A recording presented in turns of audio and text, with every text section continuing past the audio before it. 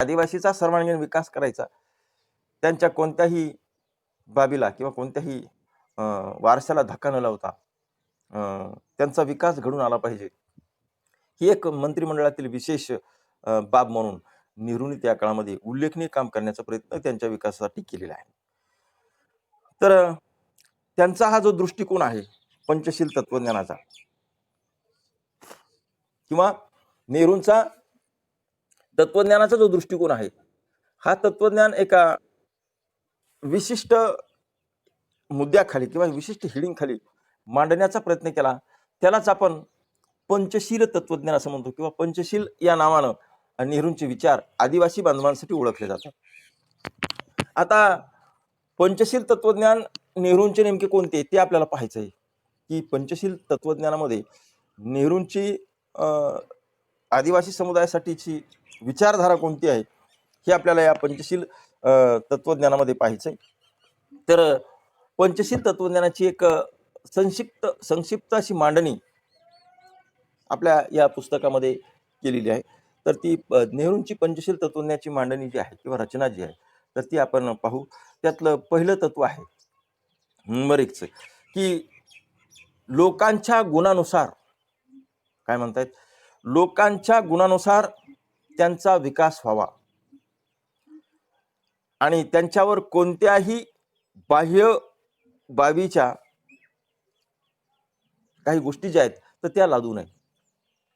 म्हणजे आदिवासी समुदायासाठी आदिवासी समुदायातील लोकांचे गुण हे ओळखले गेले पाहिजेत आणि त्या गुणाप्रमाणे त्या व्यक्तीचा विकास झाला पाहिजे, हे पंचशील धोरणामध्ये नेहरू यांनी नमूद केलेलं आहे. आणि विकास करत असताना काही अनावश्यक बंधनं जी आहेत, अनावश्यक जे नियम आहेत, हे नियम न लादता त्यांच्या गुणाचा विचार करून त्यांचा सर्वांगीण विकास झाला पाहिजे, हे पंचशील तत्वज्ञानामधलं पहिलं तत्व जे आहे हे नेहरूंनी आदिवासी समुदायासाठी मांडलं गेलेलं आहे. त्यानंतर दुसरं तत्व आहे की जे काही वन्य प्रदेशात किंवा वन प्रदेशात आदिवासी जमाती राहतात, सरासरी वन प्रदेशातच आदिवासी जमाती राहतात, आणि या वन प्रदेशामध्ये आदिवासींना त्यांच्या हक्काचं संरक्षण मिळालं पाहिजे, त्यांच्या हक्काचं संरक्षण झालं पाहिजे. संरक्षण सर्वार्थानं म्हणजे त्यांचं आर्थिक नुकसान झालं नाही पाहिजे, त्यांचं कोणतंही नुकसान होता कामा नये आणि कोणतंही नुकसान न करता त्यांचं संरक्षण केलं गेलं पाहिजे, हे नेहरूंच्या पंचशील तत्वज्ञानामधलं दुसरं तत्व या ठिकाणी सांगितलेलं आहे. त्यानंतर क्रमांक 3चं तत्व जे आहे हे नेहरूंनी असं स्पष्ट केलेलं आहे की प्रशासन आणि विकास, प्रशासनाशिवाय खऱ्या अर्थानं विकास होत नसतो. म्हणून प्रशासन आणि विकासासाठी आदिवासींना प्रशिक्षण देऊन त्यांची गटबांधणी करावी. आता मी तुम्हाला सुरुवातीला सांगितलं की ज्यावेळेस देशाला स्वातंत्र्य मिळालं आणि स्वातंत्र्य मिळाल्याच्या नंतर देशाचे पहिले पंतप्रधान म्हणून पंडित जवाहरलाल नेहरू यांची नियुक्ती झाली. त्यावेळी या मंत्रिमंडळासमोर आणि देशाच्या या पहिल्या पंतप्रधानाच्या समोर देशातल्या ज्या काही अनेक मोठ्या समस्या आहेत, अनेक काही गरजा देशातील लोकांना आहेत, अनेक प्रश्न या देशामध्ये आहेत, हे प्रश्न, ह्या समस्या, ह्या गरजा ह्या सोडवण्यासाठी एक चांगल्या प्रकारच्या उपाययोजना कराव्या लागतील किंवा त्या काळात नेहरू मंत्रिमंडळाने केल्या. आणि या उपाययोजनांची अंमलबजावणी ज्या ज्या ठिकाणी विकास घडून आणायचा आहे त्या ठिकाणी काटेकोरपणे झाली पाहिजे, हा दृष्टिकोन नेहरूंच्या या प्रशासनामध्ये होता. त्याच अनुषंगानं नेहरूंनी जे काही आदिवासी बांधवांसाठी जे पंचशील तत्वज्ञान मांडलं गेलं, या पंचशील तत्वज्ञानामध्ये नेहरूंनी असं सांगितलं की प्रशासन आणि विकास याबाबतचं ज्ञान जे आहे किंवा याबाबतचं जे प्रशिक्षण जे आहे, हे प्रशिक्षण आदिवासी समाजाला देणं गरजेचं आहे किंवा दिलं पाहिजे.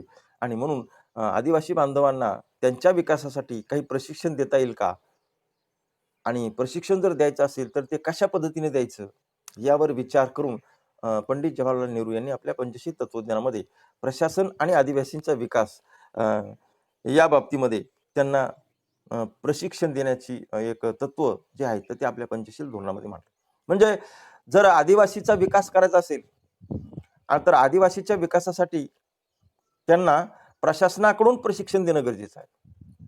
जसं ज्याप्रमाणे एखादी योजना शासन नवीन अंमलात आणतं आणि नवीन एखादी योजना अंमलात आल्याच्या नंतर त्या योजनेचं प्रशिक्षण जे लोक ती योजना राबविणार आहेत त्या लोकांसाठी प्रशिक्षण देणं गरजेचं असतं. म्हणजे प्रशिक्षणातून व्यक्तीचा विकास साधण्यास निश्चित मदत होते. व्यक्ती प्रशिक्षित झाला म्हणजे ती योजना कशी राबविता येईल याचं ज्ञान त्या व्यक्तीला होतं. म्हणजे राबविणारा व्यक्ती आणि लाभार्थी व्यक्ती दोघांनाही त्याचं ज्ञान उपलब्ध होतं आणि ती योजना ताबडतोब किंवा लवकरात लवकर सक्सेस होती किंवा ती योजना ज्या लोकांसाठी निश्चित करण्यात आलेली आहे त्या लोकांच्या हितासाठी ती योजना फायदेशीर ठरते. म्हणून या पंचशील धोरणामध्ये किंवा पंचशील तत्वज्ञानामध्ये नेहरूंनी प्रशासनाच्या माध्यमातून किंवा प्रशासनाच्या मार्गानं आदिवासी समुदायाचं विकासाच्या दृष्टिकोनातून प्रशिक्षण घेणं गरजेचं आहे. हे तत्वज्ञान किंवा हा जो विचार आहे हा विचार आपल्या पंचशील तत्वामध्ये क्रमांक 3च्या मथळ्याखाली हा मांडण्याचा प्रयत्न केला आणि आदिवासीचा विकास घडवून आणण्यासाठी या तत्वाचा मोठ्या प्रमाणात उपयोग होतो. आणि म्हणून त्या दृष्टिकोनातून शासन स्तरावर आदिवासीचं विकासाच्या दृष्टिकोनातून प्रशिक्षण घ्यायचं आणि नंतर हळूहळू विकास आदिवासी बांधवांचा किंवा आदिवासी समुदायाचा करायचा हे तत्वज्ञान नेहरूंनी त्या काळामध्ये अंगीकारलं. त्यानंतर हे 3 तत्व पाहिल्याच्या नंतर क्रमांक 4चं तत्वज्ञान जे आहे किंवा 4चं तत्व जे आहे नेहरूंचं, तर 4च्या तत्वामध्ये नेहरू असं म्हणतात की आदिवासीच्या जे काही प्रदेश आहेत किंवा आदिवासी जमातीचे जे काही स्थळ आहेत, ठिकाणं आहेत किंवा प्रदेश आहेत, या ठिकाणी या स्थळावर गरजेपुरतंच प्रशासन करायचंय. गरजेपुरतं म्हणजे त्यांचा विकास आणण्यापुरतंच प्रशिक्षण करायचंय. त्यांच्यावर विविध योजनांचा भडीमार सुद्धा करायचा नाही असंही नेहरू पुढे म्हणतात. का करायचं नाही ती पुढे सांगतायत की त्यांच्या सामाजिक आणि सांस्कृतिक संस्थांच्या विरोधात नव्हे तर त्यांच्या आधारानेच काम करायचे. म्हणजे सुरुवातीच्या काळामध्ये आदिवासीचा विकास ज्यावेळेस करण्यासाठी प्रशासनानं पाऊल उचललं त्यावेळेस आदिवासी ह्या प्रशासनाला मदत करत नव्हता किंवा आदिवासी हे प्रशासनाचा काय उद्देश आहे हेच आदिवासीच्या मुळात लक्षात येत नव्हतं.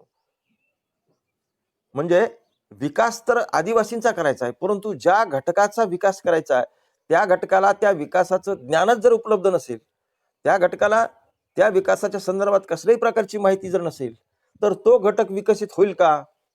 होणार नाही असा प्रश्न त्या काळात उपस्थित झालेला होता. योजना आणि विकास आदिवासींचा करायचा आहे परंतु आदिवासी घटक या योजनेच्या विकासाच्या योजनेमध्ये जर सहभागी होत नसेल तर मग ही योजना आदिवासी घटकापर्यंत कशी जाईल? म्हणून 4थ्या तत्वामध्ये नेहरू असं म्हणतात की हा जो विकास आहे हा विकास आदिवासीच्या प्रदेशात गरजेपुरतं प्रशासन त्या ठिकाणी राबवायचं. गरजेपुरतं प्रशासन राबवायचं याचा अर्थ असा आहे की ज्या ठिकाणी विकास घडून येतो आहे त्या ठिकाणीच हे प्रशासन वापरायचंय. कारण आदिवासींचा प्रतिसाद प्रशासनाला पाहिजे आणि नेमकं हेच घडत होतं की आदिवासी प्रशासनाला प्रतिसाद देत नव्हता.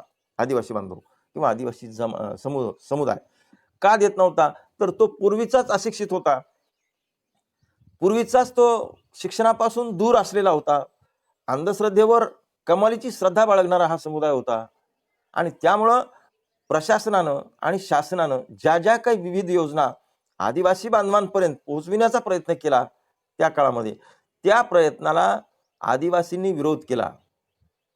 विरोध का केला? अज्ञानानं विरोध केला. कारण ते सज्ञान नसल्यामुळे त्यांनी या प्रशासनाला विरोध केला. ज्ञान आणि विकास आणि योजना हे कशासाठी असतं याचीच कल्पना आदिवासींना नसल्यामुळे आदिवासींनी या प्रशासनाला सुरुवातीला विकासाच्या दृष्टिकोनातून विरोध केला. आणि म्हणून नेहरू या तत्वज्ञानामध्ये असं म्हणतात की आदिवासीच्या प्रदेशात गरजेपुरतेच प्रशासन हे करायचंय. जास्तीत जास्त सुरुवातीलाच योजनेचा भडीमार करायचा नाही.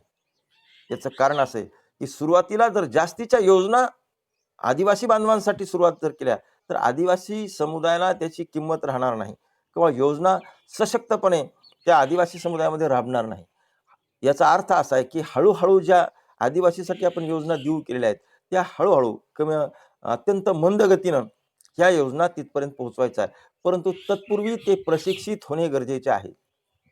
आदिवासी शिक्षित होणं गरजेचं आहे. जोपर्यंत ते शिक्षित होणार नाही तोपर्यंत ह्या योजनेचा लाभ त्यांना घेता येणार नाही.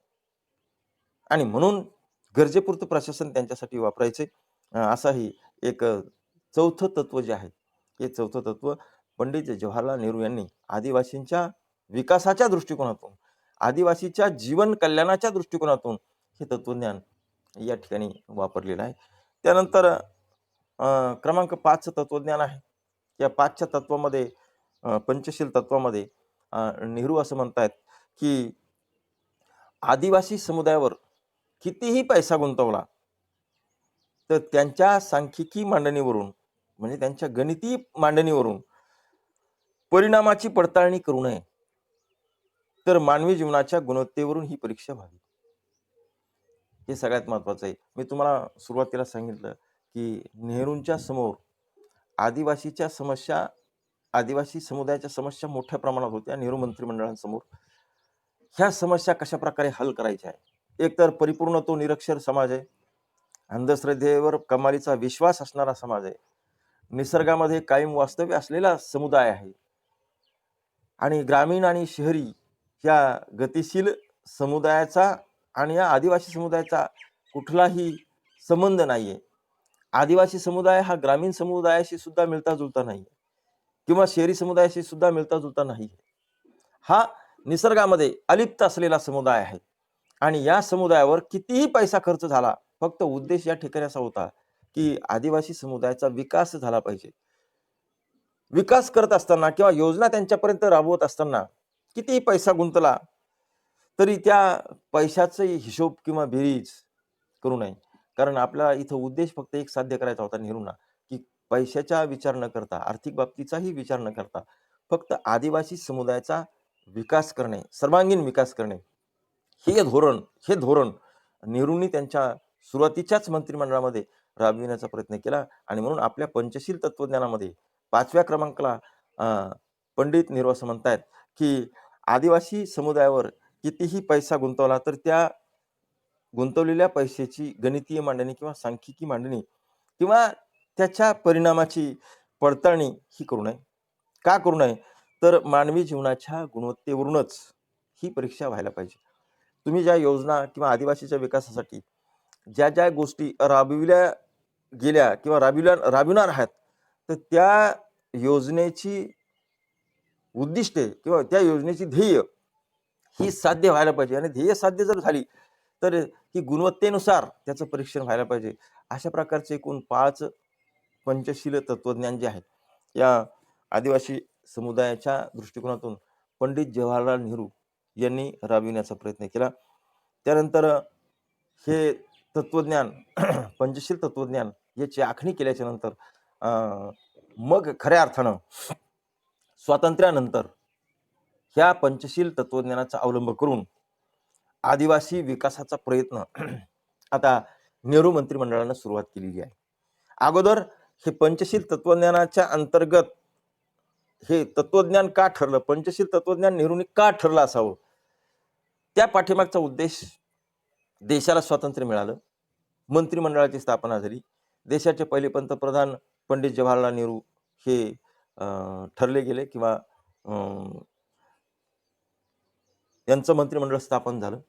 आणि या मंत्रिमंडळांतर्गत जो मुख्य प्रश्न होता आदिवासी समुदायाचा की सगळ्यात जटिल प्रश्न आदिवासींचा विकास हा तत्कालीन कालखंडात या मंत्रिमंडळाला वाटायचा. मग यांचा विकास करण्यासाठी काही तत्वज्ञान, काही सूत्र तयार करावं लागतील, हा एक प्रश्न समोर आला. आणि म्हणून यांचा विकास कसा करायचा, मग तो शैक्षणिक असेल, मग तो आर्थिक असेल, तो त्यांच्या दारिद्र्याच्या संबंधित असेल, त्यांच्या वास्तव्याच्या संदर्भात असेल, त्यांच्या शेतीच्या संदर्भात असेल, त्यांच्या स्थलांतराच्या संदर्भात असेल, एकूण सर्वांगीण विकास करण्याचा जो काही महत्वाचा प्रश्न होता हा मंत्रिमंडळासमोर होता. आणि म्हणून या प्रश्नाची, त्यांच्या गरजेची, त्यांच्या समस्येची उकल करण्यासाठी आणि हा विकास आदिवासी समुदायामध्ये किंवा आदिवासी समुदायाचा सर्वांगीण विकास झाला पाहिजे हा उदात्त हेतू डोळ्यासमोर ठेवून नेहरूंनी या पंचशील तत्वाची आखणी केली किंवा पंचशील तत्व आखले गेले आणि नंतर स्वातंत्र्यानंतर हे जे मंत्रिमंडळ स्थापन झालं, या पंचशील धोरणाचा अवलंब करून आता स्वातंत्र्याच्या नंतर आदिवासीच्या विकासाला प्रारंभ खऱ्या अर्थानं झालेला आहे. आदिवासीच्या विकासाचे प्रयत्न जे आहेत ते आता या मंत्रिमंडळानं सुरू केलेले आहेत. कारण हे ह्या दृष्टिकोनातून किंवा या विकासाच्या दृष्टिकोनातून हा जो विकास आहे आदिवासी समुदायाचा, हा आदिवासी समुदायाचा विकास हा निश्चितपणे घडला गेला पाहिजे. हे त्या पाठीमागचं ध्येय किंवा हे त्या पाठीमागचं उद्दिष्ट होतं असं आपल्याला म्हणाल. आता स्वातंत्र्य प्राप्तीनंतर आदिवासी समुदायासाठी जे विकासाचे प्रयत्न केले गेले, अर्थात या पंचशील धोरणाच्या माध्यमातूनच केले गेले. मग आता कोणते प्रयत्न केले गेले, तर स्वातंत्र्य प्राप्तीनंतर भारत सरकारने आदिवासी विकासासाठी जी काही महत्वाची अनेक पावलं उचलली आणि आदिवासीच्या विकास कार्यक्रमाला शासनानं काही माध्यमातून निधी पुरवठा केला. आता विकास जर घडून आणायचा असेल, ज्या पटीत विकास घडून आणायचा असेल त्या पटीत निधी, पैसा हा लागणं गरजेचं आहे, पैसा लागणारच आहे. आणि म्हणून केंद्र सरकारनं आदिवासीच्या विकासासाठी मोठ्या प्रमाणात निधीचा पुरवठा करण्याचा प्रयत्न केला. म्हणजे आर्थिक प्रश्न सुटला, म्हणजे विकासाच्या प्रयत्नासाठी जो आर्थिक मुद्दा अडचणीचा ठरत होता, कसा विकास करायचा, त्यासाठी पैसा किती खर्च करायचा, हा जो मुद्दा ठरत होता, त्यासाठी शासनानं निधी उभा केला आणि आदिवासी समुदायाच्या विकासासाठी आता या शासनानं महत्वाचं पाऊल उचललं आणि हे पाऊल उचलत असताना मोठ्या प्रमाणात निधी खर्च करण्याचं या मंत्रिमंडळानं ठरवलं. आणि मग त्या दृष्टिकोनातून जो काही निधी पुरवठा केला गेला, ह्या निधीचा वापर, ह्या निधीचा उपयोग जास्तीत जास्त आदिवासीच्या कल्याणासाठी झाला पाहिजे, हा उदात्त हेतू या निधीच्या पाठीमागे होता. आणि मग नंतर ज्या काही विविध राज्यामध्ये जे काही राहणारे जे काही आदिवासी जमाती आहेत, तर त्या जमातीच्या विकासासाठी काही राज्य योजना, राज्यांतर्गत म्हणजे ज्या ज्या ठिकाणी आदिवासी आहेत, ज्या ज्या राज्यात वास्तव्यात आदिवासी आहेत, त्या त्या राज्यातल्या आदिवासीसाठी ठराविक प्रकारचा निधी राज्याकडे आला आणि राज्यांतर्गत किंवा राज्यानुसार ज्या राज्यासाठी जो निधी दिलेला आहे केंद्रानं, तर त्या राज्यातल्या त्या आदिवासी जमातीचा विकास झाला पाहिजे आणि म्हणून राज्य योजना आखल्या गेल्या. देशामध्ये ज्या घटक राज्यामध्ये आदिवासी जमाती आहेत त्या राज्यासाठी विशिष्ट अशा प्रकारचा निधी, त्याची एक त्याला म्हणून किंमत किंवा त्याची एक रक्कम, स्वतंत्र रक्कम त्या राज्यासाठी निधी म्हणून उपयोगात आली पाहिजे म्हणून राज्य योजना सुरुवातीला आखल्या गेल्या.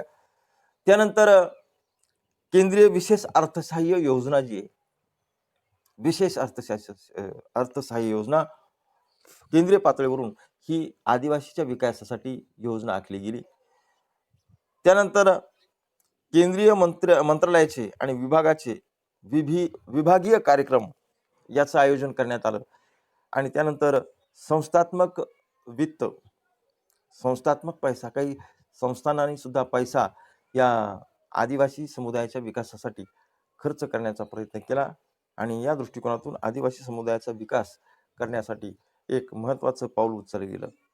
अशा प्रकारे या केंद्रीय मंत्रिमंडळातील पहिले पंतप्रधान पंडित जवाहरलाल नेहरू आणि त्यांच्या मंत्रिमंडळासमोर देशातल्या आदिवासी समुदायातील जे काही महत्वाचे प्रश्न आहेत, ज्या गरजा आहेत, ज्या समस्या आहेत, त्या मोठ्या प्रमाणात उभ्या राहिल्या होत्या आणि हे गरजा, प्रश्न, समस्या याचं निवारण करण्यासाठी नेहरूंनी जे काही पंचशील तत्वज्ञान याची आखणी केली, या पंचशील तत्वाची अंमलबजावणी काटेकोरपणे व्हायला पाहिजे म्हणून पंचशील तत्वज्ञानाच्या म्हणजे पंचशील तत्व नेहरूंनी आखले गेले आणि या पंचशील तत्वाच्या अंतर्गत याचा फार मोठा उपयोग या आदिवासीच्या एकूण सर्वांगीण कल्याणासाठी होईल आणि म्हणून हे पंचशील तत्व जे आहेत हे नेहरूंनी मंत्रिमंडळाच्या विकासाच्या अगोदरच्या कालखंडामध्ये ही याची मांडणी केली आणि त्या दृष्टिकोनातून आदिवासी समुदायाचा सर्वांगीण विकास करण्याचा या मंत्रिमंडळानं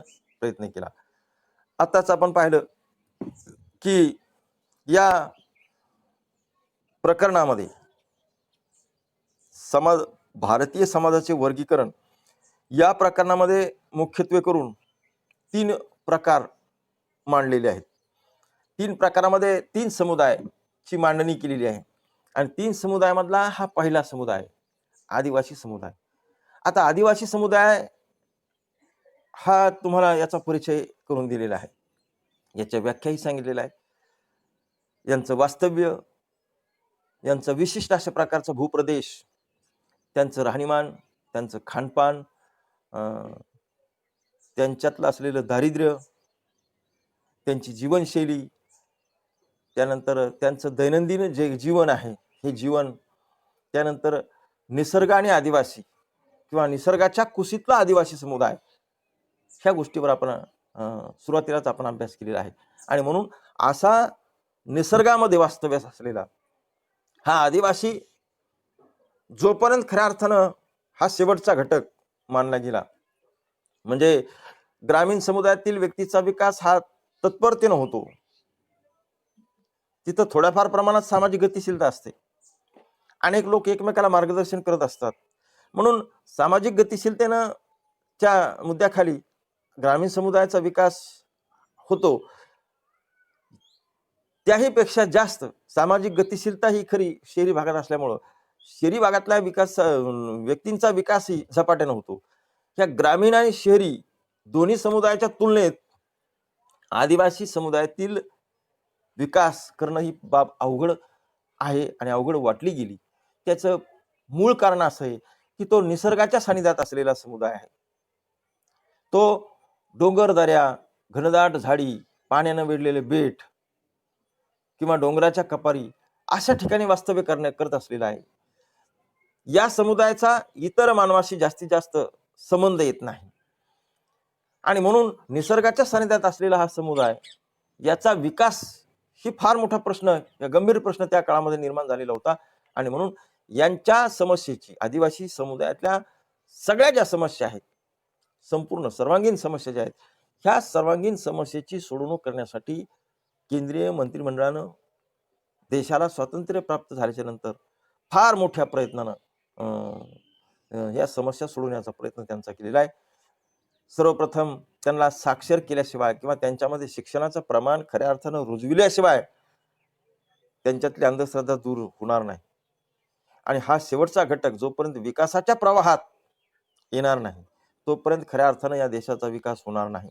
आणि म्हणून आदिवासींच्या सर्वांगीण कल्याणासाठी आणि सर्वांगीण विकासासाठी केंद्र शासनानं स्वातंत्र्य प्राप्तीनंतर एक महत्वाचं जे पाऊल उचललं, या पाऊल उचलण्याच्या पूर्वी जे पंडित जवाहरलाल नेहरू पंतप्रधान असताना त्यांनी जे काही पंचशील तत्वज्ञानाचा अवलंब केला किंवा पंचशील तत्वज्ञान मांडलं, ह्या पंचशील तत्वज्ञानाचा पुरेपूर फायदा आदिवासीच्या कल्याणासाठी व्हावा हा उदात्त हेतू या पंचशील तत्वज्ञानाच्या मागचा होता, असं पंडित जवाहरलाल नेहरू यांच्या तत्वज्ञानामध्ये आहे.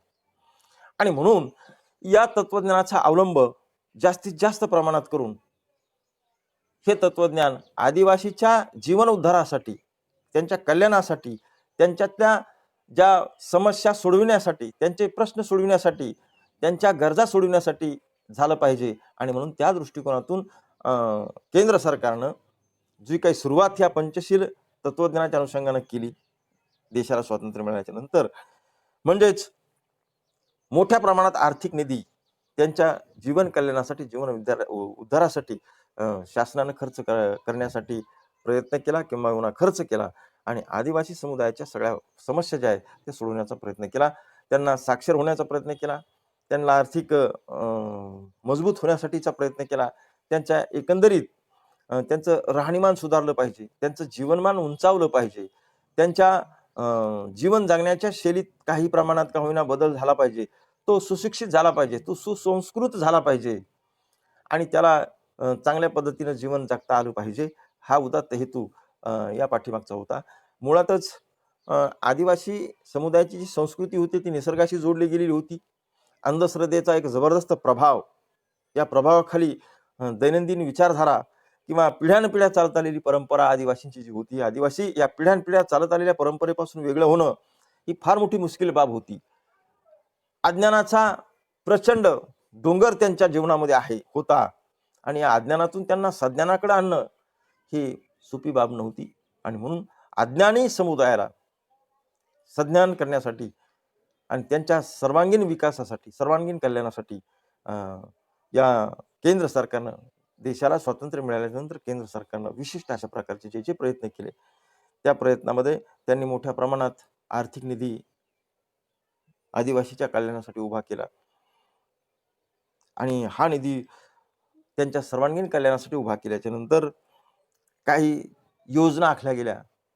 राज्य स्तरावरील योजना असतील, केंद्र स्तरावरील विविध विशेष अशा प्रकारच्या योजना असतील, केंद्र स्तरावरील अर्थसहाय्य असेल, राज्य स्तरासाठी उभं केलेली आर्थिक व्यवस्था असेल आणि ह्या सगळ्या गोष्टी ज्या असतात, विभागीय कार्यक्रम असतील, त्यानंतर संस्थात्मक वित्त जे असेल, हा वित्त उभारणीचा प्रयोग सुरुवातीला केला गेला आणि आर्थिक तरतूद केल्याच्या नंतर खऱ्या अर्थानं आदिवासी समुदायातील जमातींच्या विकासासाठी खऱ्या अर्थानं प्रयत्न सुरू झाला आणि या दृष्टिकोनातून आदिवासी समुदाय आणि आदिवासी समुदायाचे असलेले प्रश्न, आदिवासी समुदायाच्या असलेल्या समस्या, आदिवासी समुदायाच्या असलेल्या गरजा, ह्या गरजा केंद्रीय मंत्रिमंडळानं विचाराधीन घेऊन त्या सोडवण्याचा या पंडित जवाहरलाल नेहरू यांनी जे आखलेलं जे काही पंचशील तत्वज्ञान आहे, ह्या पंचशील तत्वज्ञानाचा अवलंब करून